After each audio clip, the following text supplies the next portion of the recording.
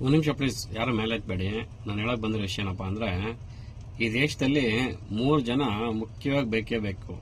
ಯಾರ್ಯಾರಪ್ಪ ಅಂದ್ರೆ ರೈತ, ಸೈನಿಕ ಮತ್ತೆ ಡ್ರೈವರು. ಈ 3 ಜನ ಇಲ್ಲ ಅಂದ್ರೆ ಈ ದೇಶನೇ ಮುಂದುವರಿಯಲ್ಲ. ಯಾಕೆ ಹೇಳ್ತೇನೆ ನಿಮ್ಮ ಮಾತು ಅಂತಂದ್ರೆ, ರೈತ ಇಲ್ಲದ ಈ ದೇಶಕ್ಕೆ ಅನ್ನ ಇಲ್ಲ, ಸೈನಿಕ ಇಲ್ದಿದ್ದು ಈ ದೇಶಕ್ಕೆ ರಕ್ಷಣೆ ಇಲ್ಲ. ಆದರೆ ಈ 3 ಜನಕ್ಕೂ ಈ ಡ್ರೈವರ್ ಇಲ್ಲ ಅಂತಂದ್ರೆ ಈ ದೇಶದಲ್ಲಿ ಯಾವುದೂ ಸಾಗಾಟನೆ ಆಗಲ್ಲ. ಅಂಥದ್ರಲ್ಲಿ ಈ ದೇಶದಲ್ಲಿ ರೈತನಿಗೂ ಮರ್ಯಾದೆ ಇದೆ, ಸೈನಿಕನಿಗೂ ಮರ್ಯಾದೆ ಇದೆ, ಆದರೆ ಡ್ರೈವಿಂಗ್ ಮಾಡೋ ಡ್ರೈವರ್ಗೆ ಮಾತ್ರ ಮರ್ಯಾದೆ ಇಲ್ಲ. ಈ ದೇಶದಲ್ಲಿ ರೈತರಿಗೆ ಸರ್ಕಾರಗಳಿದ್ದಾವೆ, ಸೈನಿಕರಿಗೆ ಸರ್ಕಾರಗಳ ಸಪೋರ್ಟ್ ಇದೆ, ಆದರೆ ಡ್ರೈವರ್ಗೆ ಮಾತ್ರ ಯಾವುದೇ ಸಪೋರ್ಟ್ ಇಲ್ಲ. ಅವ್ರ ಕುಟುಂಬನ ಬಿಟ್ಟು ರಾತ್ರಿ ಹಗಲು ಕಷ್ಟಪಟ್ಟು ಹಗಲು ರಾತ್ರಿನೂ ದುಡಿತಾರೆ. ಅವರು ಸರಿಯಾಗಿ ಸ್ಯಾಲ್ರಿಗಳು ಕೊಡ್ತಾ ಇಲ್ಲ, ಆಮೇಲೆ ಸರಿಯಾಗಿ ಸರ್ಕಾರದಿಂದ ಏನು ಸೌಲಭ್ಯನೂ ಇಲ್ಲ.